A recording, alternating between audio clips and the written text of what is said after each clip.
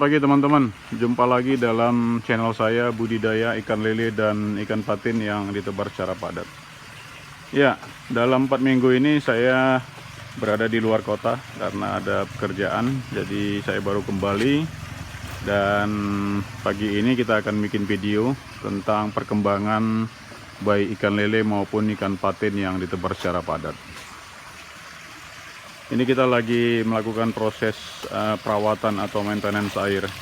Dan setiap pagi ya, karena ikannya sudah besar-besar, jadi sudah pasti kita harus melakukan pembuangan air untuk mencegah banyaknya kandungan amoniak dari feses yang dibuang oleh baik lele maupun patin. Ya, ini lagi proses pengisian air. Jadi tadi sudah dibuang kurang lebih sepertiga ya, karena ikan ini baru berumur ikan lele ini baru berumur 2 minggu. Dan ini kita tebar secara padat. Ini kolam diameter 3 yang kita isi 3.500 ekor.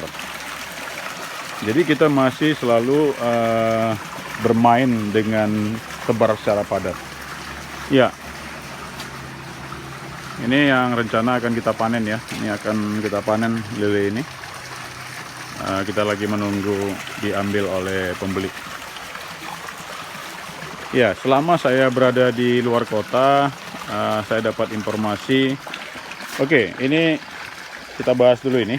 Ini rokotnya karena sinar matahari belum muncul, maksudnya belum terlalu terang banget. Ini nanti sekitar jam 7 jam 8 baru mekar ini. Tapi kalau untuk lavender, ya lavender ungu dan lavender putih udah semakin banyak. Oke, kita akan melihat ada beberapa kolam yang akan kita panen di minggu ini. Ini juga akan kita panen. Ini sudah ready untuk dipanen. Dan kolam nomor 10 ini juga akan kita panen. Iya, dia lapar banget nih. Ini sudah siap juga untuk dipanen. Oke, selama saya berada di luar kota, saya dapat informasi bahwa ikan patin ini suka loncat. Jadi rada nakal ini ikan patinnya. Nah, tentunya kalau dia loncat akan mengakibatkan, kalau kita tidak mengetahui, dia akan berada di luar kolam dan pasti akan mengakibatkan kematian. Nah, kita perlu mengantisipasi ya, mengantisipasi kematian dari ikan patin. Ikan patin ini kalau dilihat perkembangannya, penyebabnya mati. Oke, kita mau informasikan kita ada kurang lebih sekitar 12.000 ya, 12.000 ikan patin plus ada penambahan 5% dari jumlahnya yang diberikan oleh penjual bibit. Nah, dari 12.000 tersebut, data yang saya peroleh itu ikannya mati sekitar 172 sampai 178 ya. Itu informasi yang saya dapat. Nah, 170-an itu ikan patin mati itu akibat dia loncat. Nah, sekarang diantisipasi dengan pemasangan jaring seperti ini. Itu pun kadang-kadang walaupun jaringnya sudah berukuran kecil, ya, tapi karena pada saat si patin loncat, ya tenaganya luar biasa. Informasi yang saya terima, dia bisa loncat sampai 1 meter. Ya, sampai 1 meter. Jadi loncatnya 1 meter. Ya, jadi kekuatannya itu bisa menembus jaring ini. Ya, tadi pagi kita lihat dia loncat.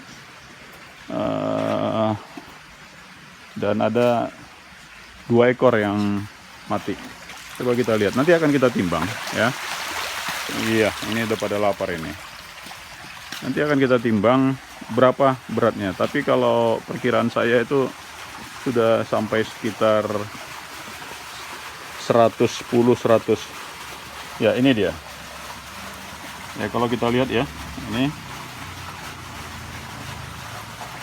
Ini panjangnya perkiraan saya ini sudah 20 cm ya, 20 cm. Jadi dia berumur dari kita masukkan kemarin di bulan 11 tanggal 10, sekarang berarti sudah berumur 64-65 hari. Sekarang tanggal 16. Kita masukkan kemarin bibitnya tanggal 11 November. Ya. Nanti kita akan timbang ini setelah sampai di rumah.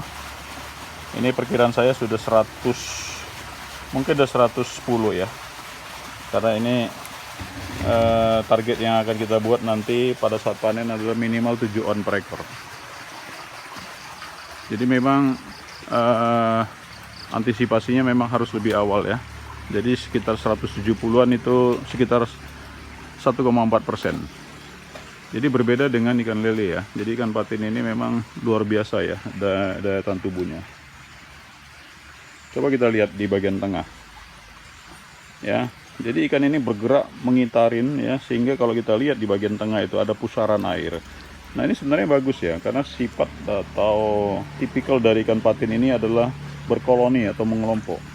Jadi dia kalau kita lihat, dia bisa melakukan akibat gerakan ikan ini, kotoran-kotoran itu atau fesesnya dia akan berada di tengah, karena dia mengalami pusaran air seperti itu. Jadi memang membantu kita ya untuk, walaupun kita sudah membuat tipe atau desain daripada kolam ini seperti kuali di bagian dasarnya, tapi dengan adanya gerakan atau pusaran air akibat gerakan ikan tersebut, sehingga mempercepat proses melokalisir ya kotorannya ke tengah, karena di tengah ada central drain. Ya, nanti kita sebentar lagi akan memberikan makan. Sekarang jam masih menunjukkan jam 6 kurang. Juga nanti akan kita bahas ya tentang krokot-krokotnya. Ini belum meker, bentar lagi akan meker. Ya teman-teman, saya baru mengambil timbangan. Coba kita timbang tadi ikan yang tadi loncat yang tersangkut di jaring. Kita timbang.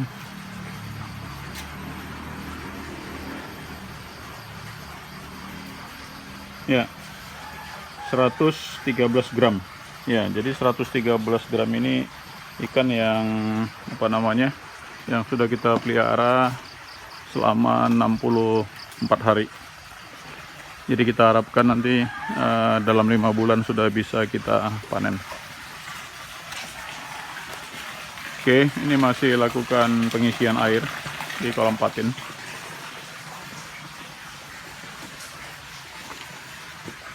Ya, coba kita lihat pusaran air gitu di bagian tengah. Jadi memang gerakan dari ikan patin ini yang punya sifat koloni tadi memutar terus, sehingga pusaran airnya itu bisa kita lihat sembari ini dilakukan proses pengurasan. Seperti yang saya informasikan sebelumnya, bahwa ikan patin ini kita tebar secara padat, dan pada video sebelumnya saya mengatakan bahwa nanti di umur 2,5 bulan sampai 3 bulan kita akan memindahkannya. Jadi sekarang berumur 65 hari. Minggu ini ya kolam ini akan panen. Nanti kita segera kita isi air dan kita akan pindahkan ikan yang sudah mulai besar dan padat ini, kita distribusikan ke kolam. Jadi nanti targetnya kolam diameter 4 ini akan berisi 1000 ekor ikan patin. Yang sebelumnya berisi kolam yang nomor 15 2400, kolam nomor 16 2400, dan ini kemarin 3200. Nah, kolam 17 ini kita sudah pindahkan 1000 ekor ke kolam nomor 13. Nah, inilah kondisinya sampai panen nanti. Ini adalah kolam berisi 1000 ekor ikan patin. Jadi nanti kita akan punya target untuk setiap kolam diameter 4 kita akan isi 1000. Jadi memang kita rada melenceng dari textbook ya. Karena textbook itu kepadatan ikan patin tersebut adalah sekitar 20 ekor per kubik. Nah, kolam diameter 4 ini memiliki tinggi airnya 1 meter, jadi kurang lebih 12,5 kubik. Jadi kepadatannya di bawah 100 sedikit lah ya, di bawah 100, mungkin sekitar, tapi masih di atas 80 ya, 80. Jadi kurang lebih seperti itu. Jadi tingkat kepadatan yang akan kita tanam nanti 4 kali lipat dari textbook. Tapi ini kita akan monitor terus ya, bagaimana perkembangannya nanti di bulan ke-3, di bulan ke-4. Kalau memang tingkat kepadatannya terlalu tinggi lagi, baru kita akan distribusikan lagi. Jadi kita tidak menyerah saja dengan textbook ya, karena kita sudah melakukan eksperimen seperti ini ya, lele. Jadi lele di textbook itu 400 ekor per kubik air ya, 400 ekor per kubik air. Tapi kita sudah melakukan 3 siklus panen ya. Ini adalah siklus yang keempat. Kita menanam 600 ekor dengan per kubik dengan cara konvensional tanpa embel-embel probiotik segala macam. Yang penting adalah ya, kita juga tidak pakar-pakar banget ya memelihara atau melakukan budidaya lele ya. Tapi hanya 3 ya yang kita bisa lakukan monitoring terhadap budidaya ikan lele dan patin ini. Pertama adalah bibit. Pastikan teman-teman memilih bibit yang bagus ya. Jadi terserah teman-teman apakah bibit tersebut ada sertifikasinya atau tidak, tapi pastikan. Karena kita punya pengalaman, penjual bibit itu awalnya mengirim bibit yang bagus ya, tapi ya seperti itulah, lama-lama dia tidak mengirim bibit yang bagus. Jadi kita punya penjual yang ketiga. Mudah-mudahan penjual yang ketiga ini ya, kita harap bisa konsisten ya. Dia sudah mengirim ke kita 2 kali, dan sepanjang 2 kali ini kita sudah melihat perkembangannya bagus ya. Nah, jadi eksperimen yang kita lakukan di budidaya ikan patin ini kita akan monitor. Jadi tidak membabi buta ya, kita melakukan proses tebar padat, tapi kita lakukan tetap monitoring secara ketat begitu. Ini sembari masih mengisi air.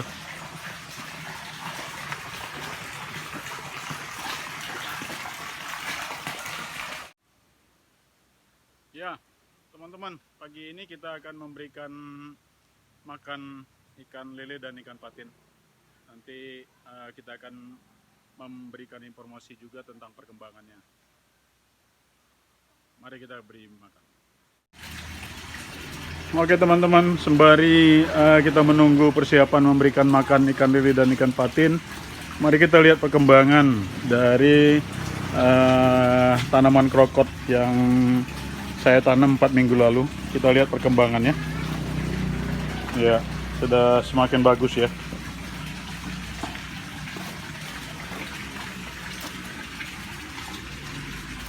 Kemudian lavendernya sudah semakin banyak ya. Jadi walaupun di kolam lele kita punya bunga lavender. Ya, bunga lavendernya semakin banyak. Dan ini adalah krokot kuning. Krokot kuning. Oke. Bunga-bunga sudah mulai mekar. Karena sekarang jam menunjukkan hampir jam 8. Jadi kita memberi makan ikan lele pada pukul 8. Oke, saya mau menginformasikan kepada teman-teman. Selama ini kita memberi makan ikan lele itu adalah 3 kali 1 hari ya, 3 kali 1 hari, yaitu di jam 8, jam 3, kemudian jam 9 malam, dengan proporsi yang sesuai perkiraan waktu makannya. Tetapi pada saat kita panen itu kita kelupaan ya, maksudnya kelupaan begini, panen di sore hari tapi kita kasih makan pagi hari. Nah, ternyata pada saat panen itu keluar ya makanan pagi hari, makanan di pagi harinya, sehingga kita ambil kesimpulan bahwa proses pencernaannya belum sempurna. Makanya kita merubah pola makannya ya menjadi 2 kali 1 hari, tapi proporsi atau jumlah pakannya tidak kita kurangin, hanya kita gandakan. Sisa makan sore tersebut kita transfer ke pagi dan juga ke malam.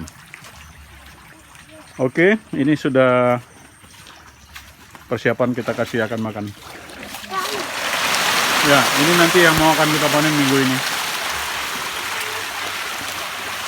Ya, kita akan panen nanti minggu ini. Jadi minggu ini ada 3 kolam yang akan kita panen. Nah, itu ponakan saya, Abinaya. Nah, pasti belum mandi. Udah mandi belum? Ya, langsung habis ya. Langsung habis. Jadi ini udah siap dipanen.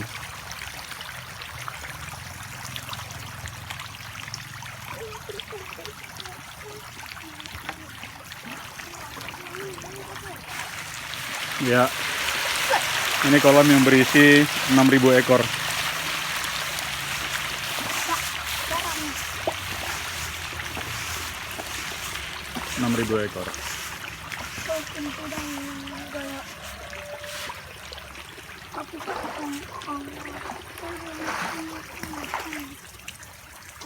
Jadi yang mau dipanen ini kita kurangin pakannya karena jangan sampai nanti pada saat kita panen melebihin dari berat badannya.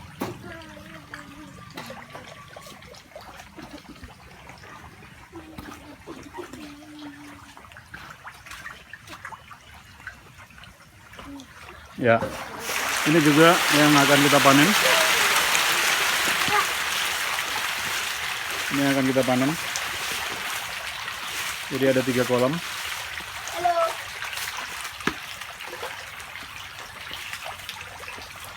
Langsung habis.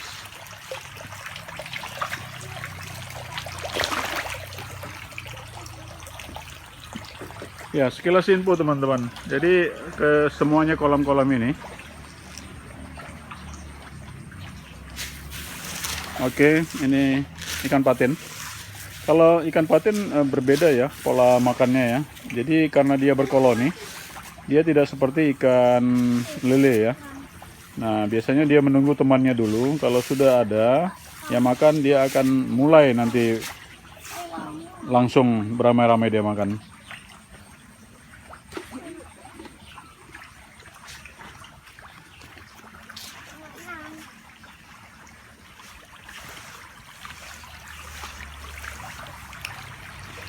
Nah, ini udah mulai naik dia. Mulai naik. Tadi dia di dasar semua ini. Nah, bisa kita lihat ini patinnya. Ini udah mulai naik dia. Jadi dia berbeda ya ininya, perilakunya dengan lele.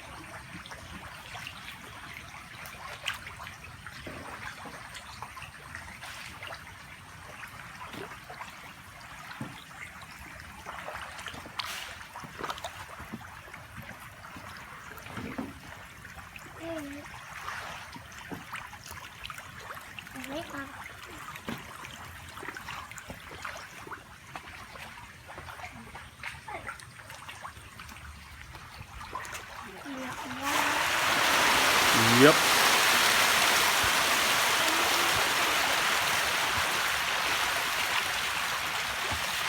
Ini lele yang berisi 6.000 nanti juga akan kita panen kurang lebih mungkin paling cepat seminggu lagi nih ya. Jadi ini karena bibitnya besar ya, jadi bibitnya besar, perkiraan kita 50 hari ini bisa kita panen. Jadi bibitnya ini berukuran 6-7 cm ya waktu kita beli. Estimasi kita bisa 50 hari kita panen. Dan kita selalu mengevaluasi supaya ada perbaikan-perbaikan yang lebih baik ya. Kenapa kita lakukan evaluasi? Awalnya kita memelihara lele itu bibitnya berukuran 3-4 cm. Kemudian masa panen 2,5 bulan. Ya. Nah, kita evaluasi terus. Kenapa kita tidak membeli bibit yang lebih besar, sehingga kita bisa menghemat waktu panennya. Selain itu siklusnya nanti dalam 1 tahun kita bisa lebih banyak. Kalau 2,5 bulan, kemudian dilakukan pembersihan kolam dan segala macam, itu satu siklus 3 bulan. Artinya dalam 1 tahun kita melakukan proses panen itu 4 kali ya. Nah, kita lakukan evaluasi ya. Kenapa mesti 4 kali? Kenapa tidak lebih dari 4 kali? Nah, makanya evaluasi yang kita buat adalah dengan mencari pembibit yang bisa menyediakan bibit lebih besar. Nah, kalau 50 hari artinya kita bisa melakukan setidaknya ya bisa 6 kali panen. Dan ini kan merupakan suatu perbaikan yang sangat baik ya, perbaikan yang bisa memperbanyak siklus panen di dalam 1 tahun. Dan kita bersyukur bahwa bibit yang disediakan ini tidak perlu menunggu lama untuk proses setelah panen. Maksudnya begini, pemasukan bibitnya setelah panen, misalnya panen di pagi hari, panen di sore hari. Besok pagi kita sudah bersihkan, kita isi air. Sorenya sudah bisa kita masukkan bibit. Artinya apa? Kita hanya kehilangan 1 hari saja. Dibanding selama ini kita kehilangan 7 hari. Begitu. Nah, ini nanti akan kita panen di minggu ini. Jadi ada 3 kolam ya. Ada di kolam nomor 8, kolam nomor 10, dan kolam nomor 14.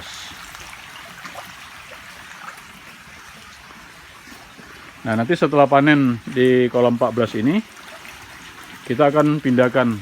Jadi kita akan pindahkan patin yang sudah membesar di kolam 15, 16, dan 17. Kita akan distribusikan ke sini.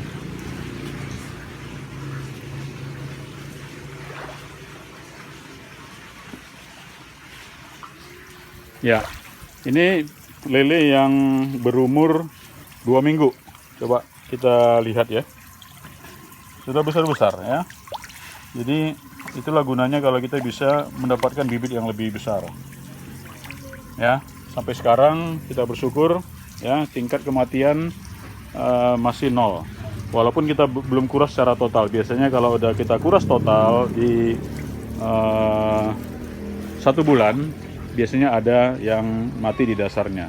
Tapi ini adalah pertanda baik ya, karena selama ini dengan bibit yang kecil-kecil itu tingkat kematiannya selalu ada dan tinggi.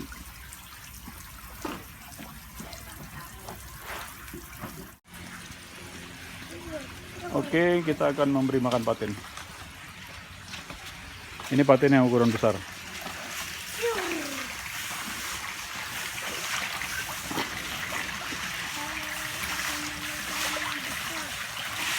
Ya, udah gede-gede banget ya. Gede banget. Tadi sudah kita timbang ya, sekitar 100 lebih ya, di 100 gram lebih, dengan umur 65 hari. Ya.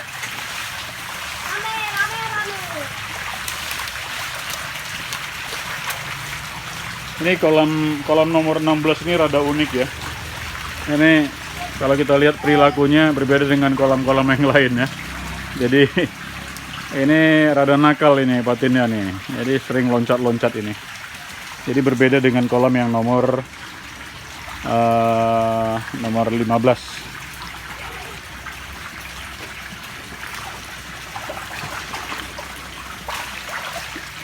Ya, sudah besar-besar.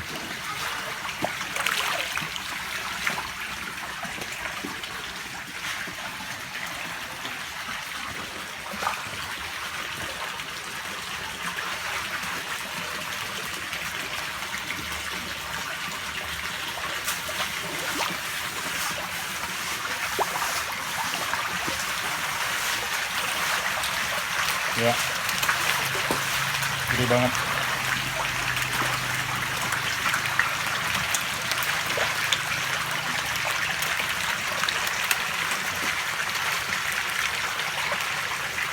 Ini nanti akan kita pindahkan setelah lele minggu ini panen.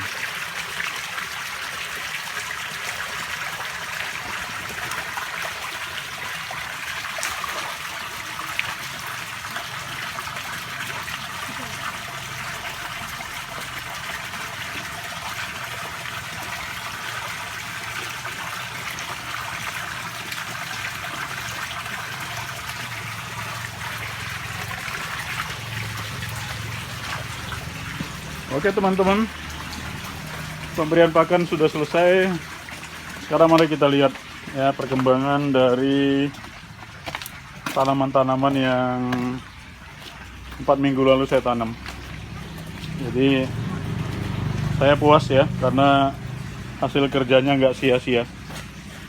Ya, kita bisa lihat seperti ini. Nah, ini adalah varietas baru. Yang kemarin memang sangat sedikit ya. Ini varietas baru ini. Ada lagi, kita lihat yang lebih merah lagi, merah darah ya. Lebih merah dari ini. Nanti akan kita tanam lagi. Dan juga ada varietas yang warna putih.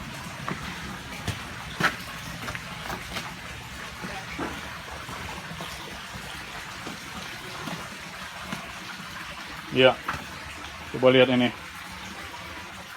Mata kita dimanjakan ini dengan yang indah-indah.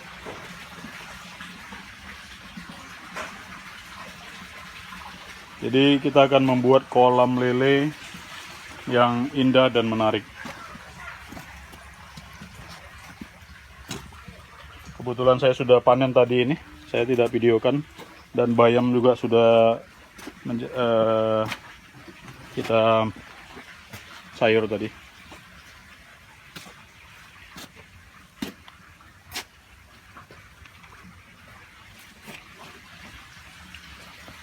Iya, ternyata ada tumbuh di sini pohon pace atau mengkudu. Jadi mengkudu ini kita berikan untuk sebagai anti jamur di lele dan patin. Jadi buah mengkudu yang sudah matang itu kita berikan kepada lele dan patin. Mungkin begitu teman-teman ya.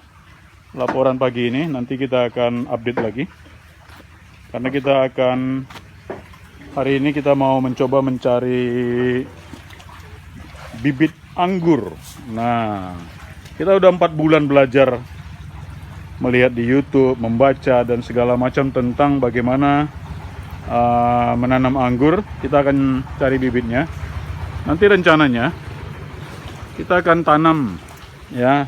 Kalau di sini kita akan buat dengan sistem tabu lampot. Jadi di atas ini nanti akan kita bikin para-para untuk menjulurkan atau men-setting batang-batang anggur. Ya, juga di pedestrian ini nanti. Ya. Nanti di pedestrian ini di sini akan kita bikin nanti plan back-nya atau tempat untuk anggur ya, karena ini kita nggak mau menghancurkan merusak coran ini. Jadi kita sini adalah sistemnya tabu lampot. Nah, nanti di atasnya akan kita buat para-para. Sama juga di pedestrian yang di sini. Pedestrian yang di sini ya. Nanti kita akan buat. Semoga nanti pencarian kita bisa dapat hari ini. dan ada banyak varietas nanti.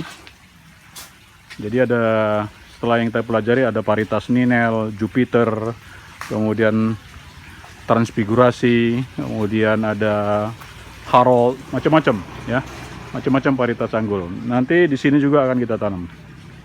Jadi kolam ini nanti ya kita punya cita-cita ya, ada tanaman mangga, ada bunga, ada sayur-sayuran, ada pisang, dan terakhir ada anggur.